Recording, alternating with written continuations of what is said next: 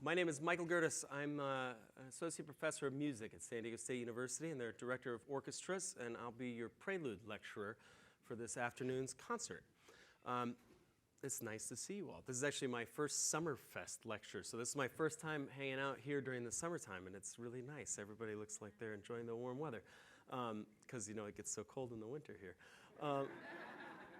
There's a little bit of audience participation here at the beginning of the lecture, and you don't have to participate. I know you paid for a ticket, so I'm not trying to force you to do anything you don't want to do, but it might make your lecture a little bit better, or at least a little more tailored to what you're here to hear, or what you already know and don't know. How many of you are here for a specific piece on the program? Like, how many of you are familiar with something on the program and that's the reason you're here today? Not many. How many of you are just here because you wanted to see a concert?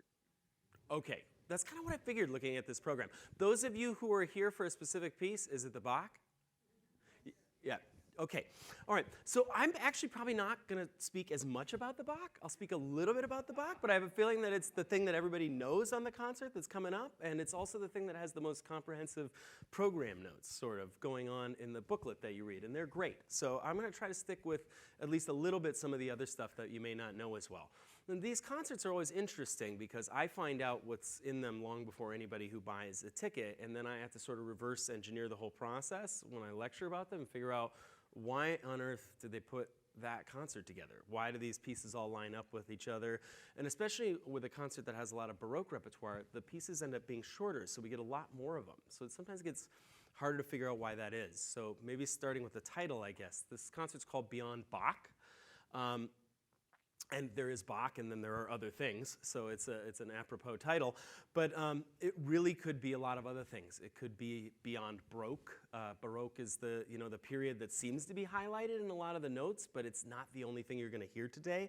There's music from 1390.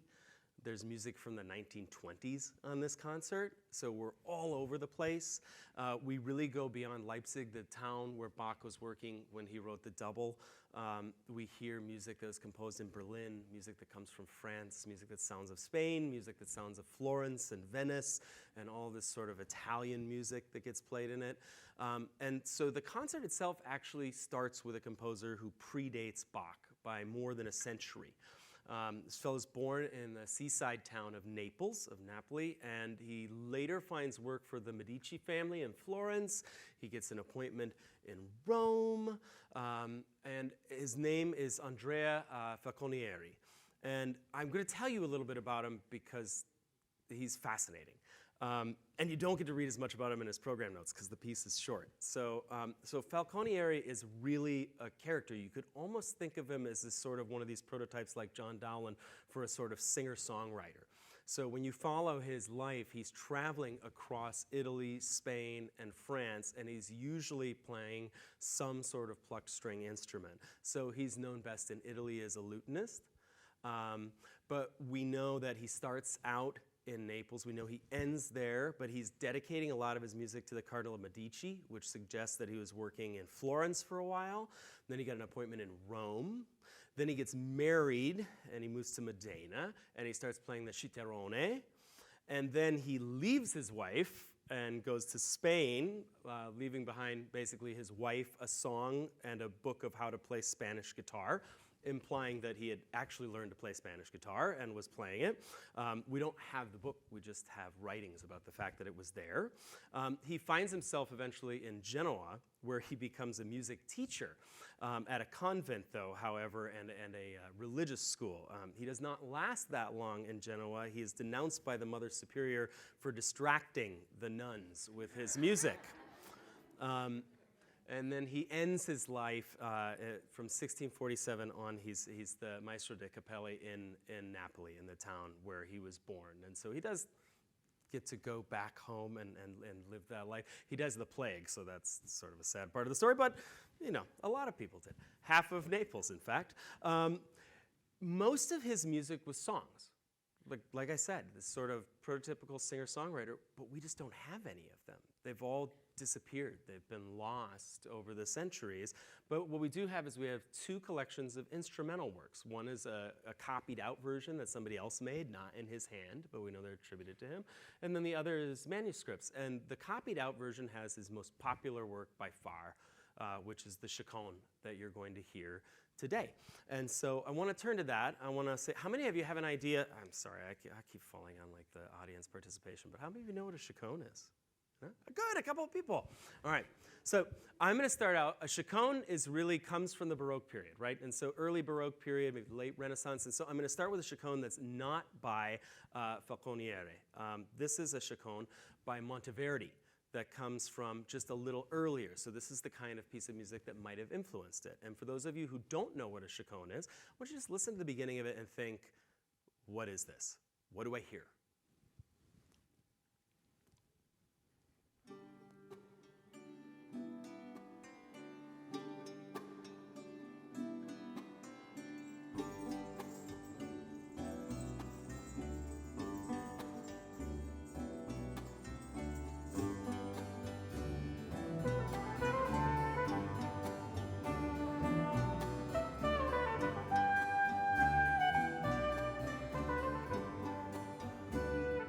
Doesn't really sound that old, does it? The smooth, jazzy trumpet comes in and you feel like you should be shopping right now or something.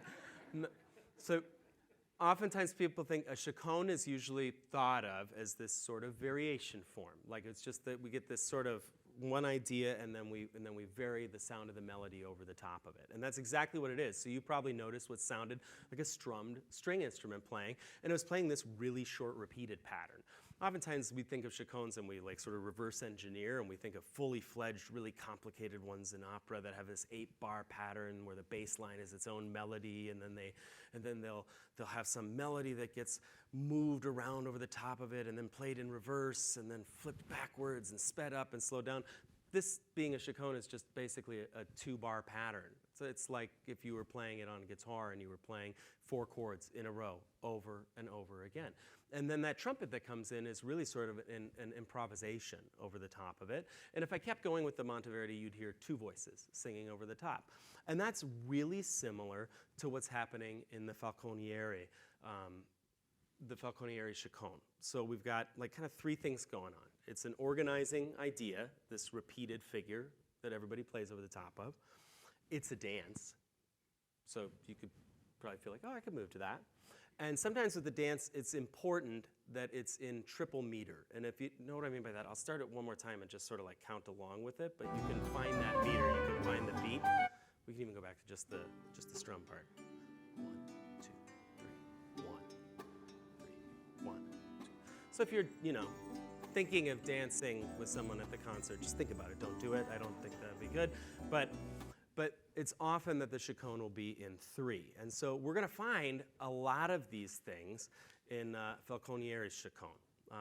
But first, if you could just play a little game with me for a moment and think. So we're thinking 1, 2, 3, 1, 2, 3.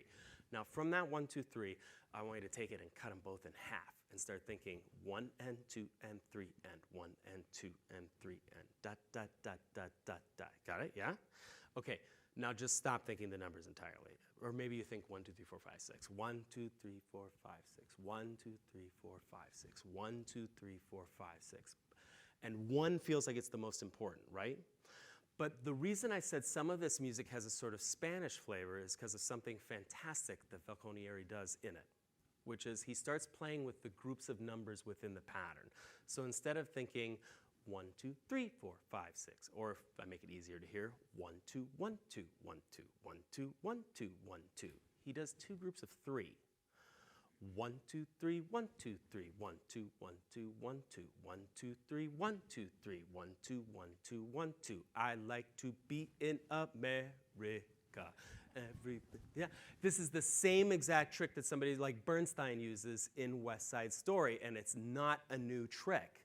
Right? So we have this Chacon from sometime before 1620, because that's when that music is copied into the book, when the copyist is in there. So it's written sometime before that, and we hear this exact same thing. So here's how it sounds. I won't count along this time because I just want you to hear it, but here's how the Falconiere sounds.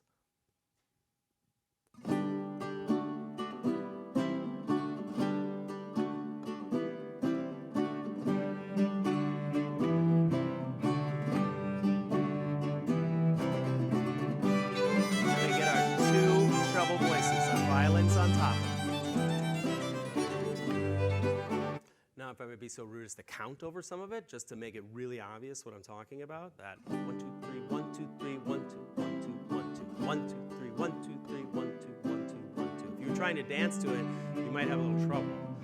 1, 2, 3, 1, 2, 1, 2, 1, 2, 1, 2, 1, 2, 1, 2, 1, 2, 1. You could kind of cheat it, you know. It is without a doubt, I think it's such a fun way to open the concert. I think it's daring, it's fun, it sounds as new today as it might have when it was written, and you know, it's just really an incredible piece. And it's not Bach. It's definitely a precursor.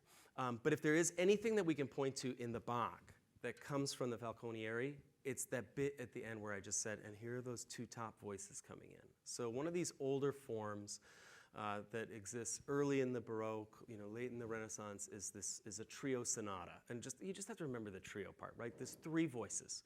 It's just a really common texture. So the idea is that we have one melody, and then we have a counter melody. We have 2 singing voices working together and some sort of accompaniment underneath them.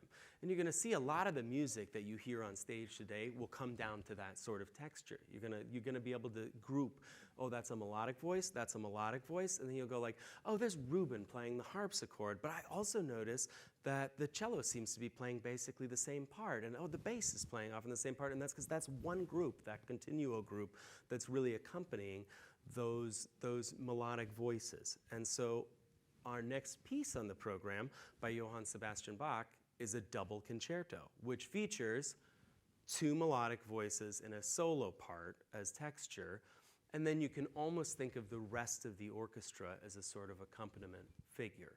And this is kind of how it comes out of that earlier music that starts beforehand. But this happens in a really interesting time in Bach's life. Bach is, of course, really famous for, and like I said, I won't talk too much about the Bach, but I want to just prep you for it a little bit. Bach is really famous as a church musician, right? And he has a job at this point in Leipzig as a church musician. He's not a Kapellmeister anymore. And so as this church musician, the issue with Bach is that he's really prolific. Like he's done all of his homework. And so by this point in Bach's life, and we're talking about 1730 when this is written, so like the last 20 years of his life, he has written enough sets of church cantatas that he never needs to pick up a pen again. And he's not going to have to worry about repeating himself at church in terms of his obligations on Sunday. Like, he's good to go. Apart from that, he doesn't seem to get a ton of appreciation as a religious composer in the sense that the church is not throwing money at him to hire really great players. And he's got a couple of arguments going on with his boss about who gets to select the music that precedes things like the homily, you know, where he gets to place certain hymns or things that he's arranged during Vespers service. And so for all of these reasons, at this time in his life, Bach is probably really looking to do something else, something in addition to the work that he's doing for the church as a composer. And this comes in the form of a job that he maybe volunteers for. We actually have no record that he got paid to do it. He becomes the director of the Collegium Musicum in Leipzig. And so this was once a job that Telemann had, who becomes the grandfather of his second son, C.P.E. Bach, who's next up on the program. But there's just this long lineage of it. But it's a group of sort of volunteer professional musicians who will get together once a week and they will play. And so during the summer months, they play on Wednesday from 4 to 6, and they play in the Coffee Garden. They're hosted at a coffee house, which is pretty great. Bach's a big fan of coffee. He's got a coffee cantata. They're not playing it today. You should check it out, though. And then in the wintertime, they do it on Fridays from 7 to 9 inside the actual coffee house. And it's music by all sorts of Bach's contemporaries, composers that he likes. It's, you know, it's secular music. It's not religious music. And then Bach actually gets to write music for this. So it's from this period of Bach's life that we now know we've gotten all of those wonderful orchestral suites. So, you know, if you're a big fan of the Air on the G string, right? Like, that's the period of time that this music comes from. And so this is where the double concerto comes from. So this is a piece that Bach gets to write at this point in time in his life when he gets to write for the best players, He gets to write music that is entirely of his own conception. Nobody's telling him what to do, and it's purely musical.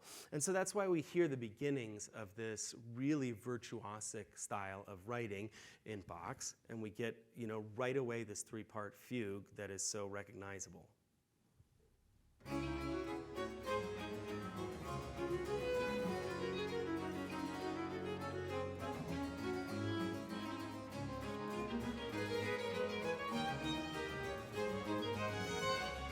How many of you feel like you've heard that before?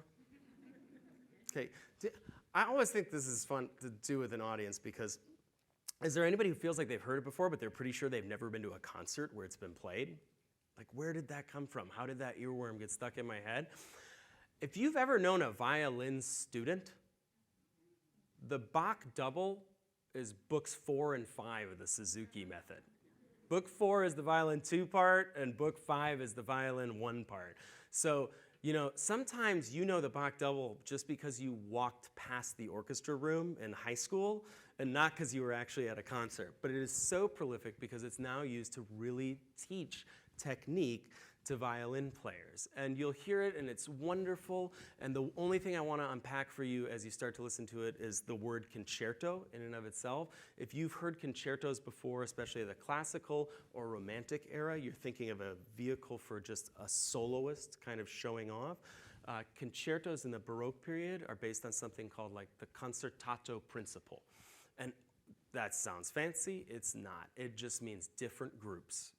And usually one's big and one's small. And this is early enough in music where people are still trying to figure out the idea of, do we even play soft or play loud on the music? And so this is an effect in the music. So you'll hear in this concertato technique, you'll hear like all of a sudden the full orchestra, tutti, will play at the beginning, and then it'll be answered. It'll be more free. It'll be played by the two soloists. And then you'll get a return of the full group and an answer. And that's how it's usually organized. The other fancy word that gets used for this, and you'll find it in your program notes, is Riternello.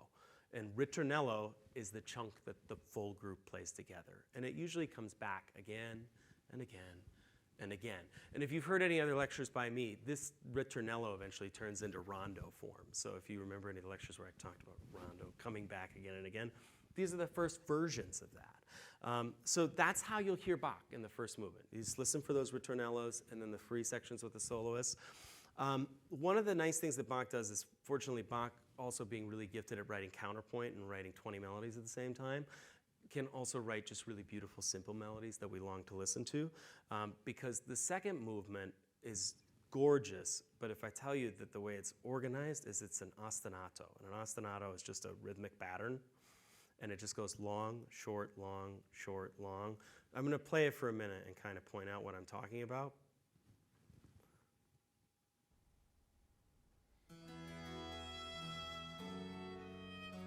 Long, short, long, short, long.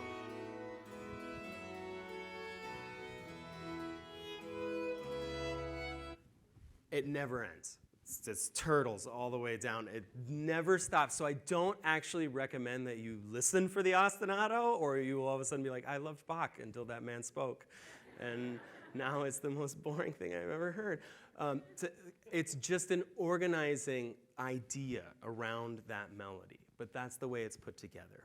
The third movement of the Bach is fantastic. You're going to enjoy listening to it. It's a step forward for Bach because it starts to move away a bit from the idea of Riternello and then free solo period, and there's more interaction between the soloists and the full orchestra.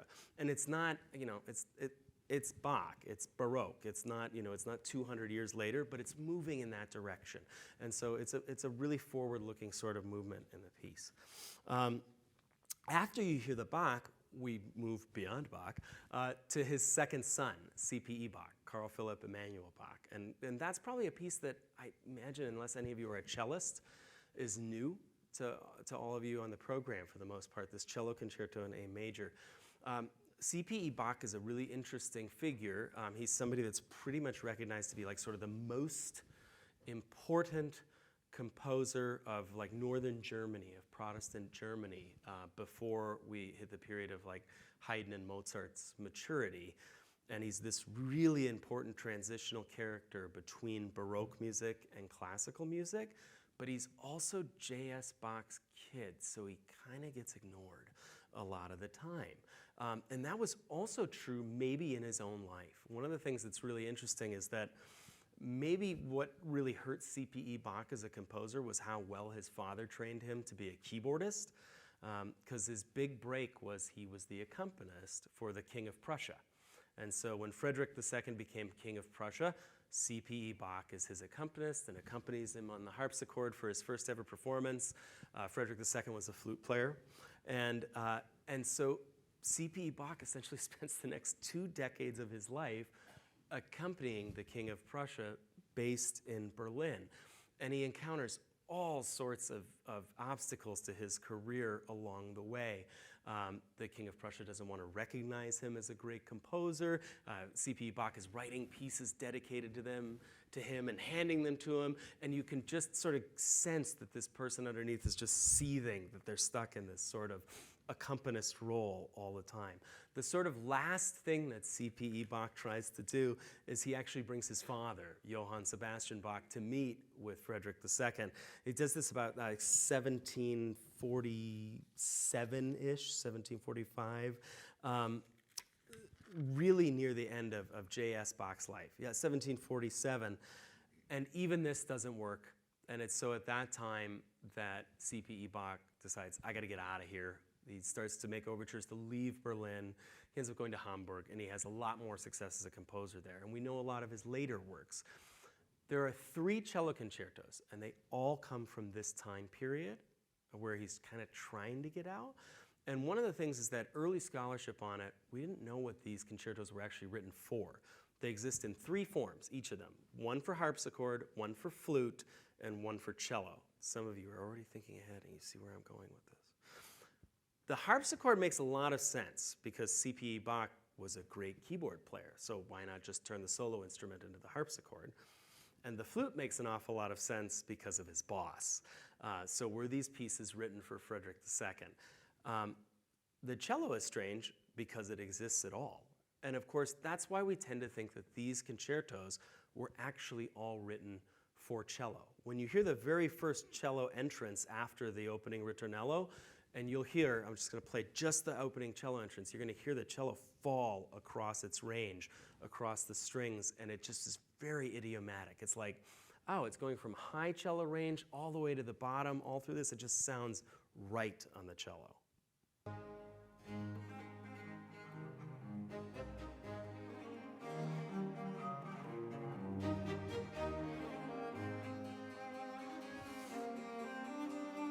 So just that placement. Of course, it can be done higher on a flute, but that way of going into the cello's lowest range just makes it feel great. And all of a sudden, when we take a look at who may have played this, there are 2 very fine cellists in Berlin at the time who it's quite likely he was writing this for. But there is something sort of fun just imagining C.P.E. Bach stuck at a harpsichord accompanying the King of Prussia trying poorly to play the solo on a flute. It's similar to his father's music. It's largely arranged in this sort of Riternello style. But when I say that this is a transitionary time, C.P.E. Bach has something to do with that. So as you listen during that first movement and you compare it to the music of his father, you may start to hear this sense that, oh, we're sticking with the cello a little bit longer, or it's not just call and response, it's not just a repeat, but I feel like we're moving through different key areas. I start to feel more anxious or nervous as the cello plays. And even though that doesn't feel particularly academic, that's the sense you get as those instruments start playing something more akin to sonata form, or what we think of as a modern style of concerto. Instead of just one part, now here's a different part, there's this idea that here's an idea, let's play with it and let's develop it. And C.P.E. Bach, even though he's not a figure of the classical period, he certainly pushes things along that way. And so it's a great opportunity to be able to hear these works and hear the things that he's doing. I have to talk about the next piece, the Biber, because it just comes out of nowhere. So we go back in time again. The Biber's from 1644, and I just want to play you some of the crazy things he does in it. Biber's not thought of as a particularly important composer, and this is a battaglia, which is not thought of as an important genre. the 1812 Overture is kind of a battaglia, the Beethoven Wellington's Victory. They're usually seen as these sort of showy things, but this one is just so nuts that it's fun. So, like in the first movement, you're going to hear right now Colegno, which is not something we think of as being a technique from 1640, where the strings are actually hit with the wood of the bow.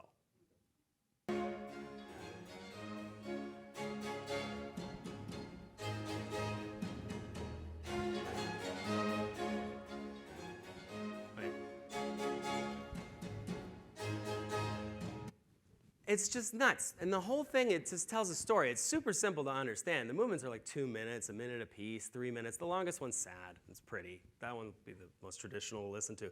But there's so much crazy stuff going on. The second movement is supposed to sound like a bunch of drunks at a bar. So it's basically a whole bunch of different pop songs in different keys played at the same time, making no sense of each other. And I went on this perverse search for like the worst sounding recording I could find of this, because musicians are so tempted to make things sound good that they kind of lose what the actual idea was. But this is atonal. Well, at least it's polytonal. It's just like hitting play on 5 stereos.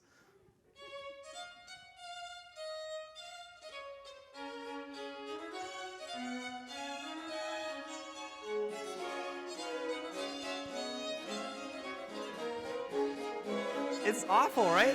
But awesome. It's just incredibly fun. I can see why it's on the program. Just because if I ever found the piece, I'd be like, well, I got to play that. I don't care if it's from before Bach. There's a march where the bass players are told to put paper on their instrument to make it sound like a snare drum, and then the violin will imitate the sound of a fife.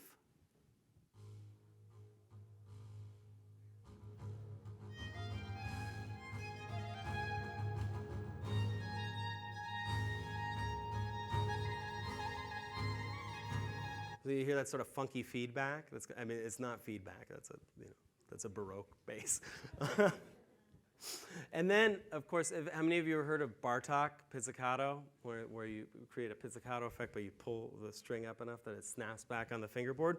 Well, you're going to hear a lot of it today during the battle in the Biber piece, where the cellos apparently attempt to shoot each other with cannons.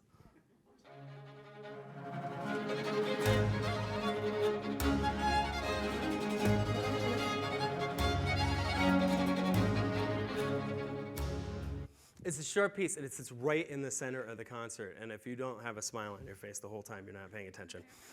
It's just one effect after another effect. And I can tell you that it ends with a sort of like lament for the fallen musketeers. It doesn't move me to tears. It's clearly a fun piece, and I think you'll really enjoy it.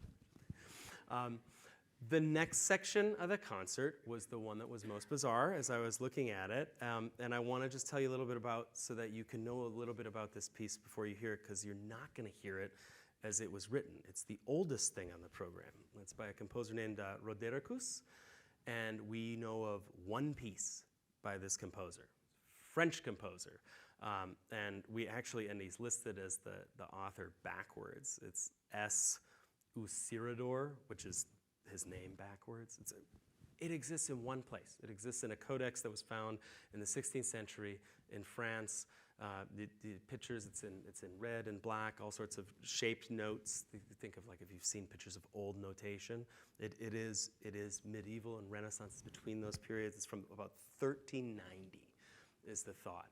And I was like, how did this end up on the program? It's also a piece for 2 singers, soprano and tenor. And I was like, there's nobody listed as a singer on the program. So I was really having trouble figuring out how this thing was going to work in the lecture. And now I know. There's an arrangement of it that you're going to hear for violin and cello. And so I want to tell you the things that you'll hear and the things that you won't. One of the things that's really cool about the piece that you can imagine as you listen is that the text that is given to the soprano is often about Eve bringing original sin into the world. There's references to serpent and the apple and the fires of hell.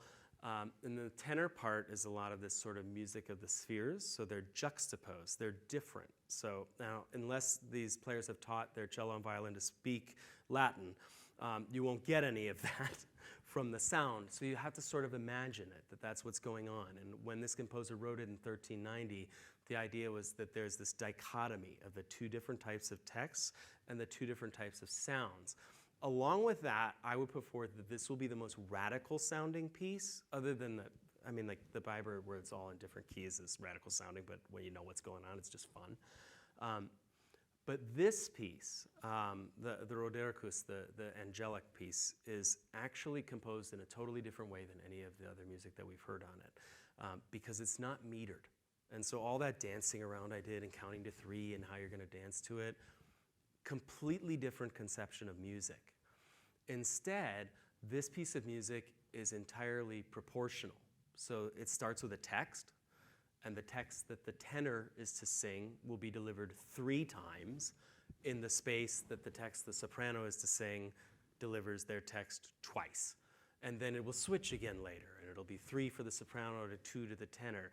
And when you write it out on a piece of traditional paper for musicians, or at least traditional paper in our part of the world, instead of seeing these bar lines, you see different bar lines for each part, and then every 9, 12 bars, all of a sudden, they will line up together. And for a piece of music from 1390, it's important, I think, sometimes for us to remember that we think like 21st century music gets rhythmically complex, but in many ways that was a return to different ways of thinking about writing. So as you listen to that piece, really try to separate the 2 lines, because they won't line up. And this becomes actually a part of a set of 3 pieces. So that's why we have Ravel, a piece from 1920, which is just the slow movement from a duo. It was originally published as a duo, but it's a sonata for violin and cello. And so you're just going to get a short movement. It's really stark. It's modal, so just a different kind of melody than you might be used to hearing in the Bach or either of the Bachs. Like I said, it's very stark. It starts with just cello, and then violin comes in. It will feel like it is of a piece with the Rodericus, like they belong together, even though they're separated by more than 500 years. They really inhabit one another's sound world. And then after that, you get another short cello violin piece, and it's an arrangement of a CPE Bach keyboard work. And the concert ends, I'm out of time, so I have to skip ahead. And the concert ends by moving not really beyond Bach, but actually before Bach. The very last piece of the concert is probably the second most famous work on the concert, and it's by a Venetian who was a contemporary of Bach's from 1678 to 1741, this little redheaded kid, the son of a barber who turned into a professional violinist and then was trained as a priest, a fellow known as Antonio Vivaldi. And we really have to thank for the fact that the school where Vivaldi was employed as a music teacher must have had some incredible students, because if it did not, we would probably never have gotten a concerto that had so much virtuosity as the hundreds of examples of Vivaldi's. And when you listen to the concert backwards and think about the Bach learned to write that double concerto by copying the music of Vivaldi, including the Grosso Mogul, this particular work. There exists an arrangement by Bach of it that he copied. It was how he trained himself to write in that style. And that closes out the whole program of Beyond Bach. I hope you enjoy it. You're going to love the Barber the best, the Biber. It's so fun. Thank you very much.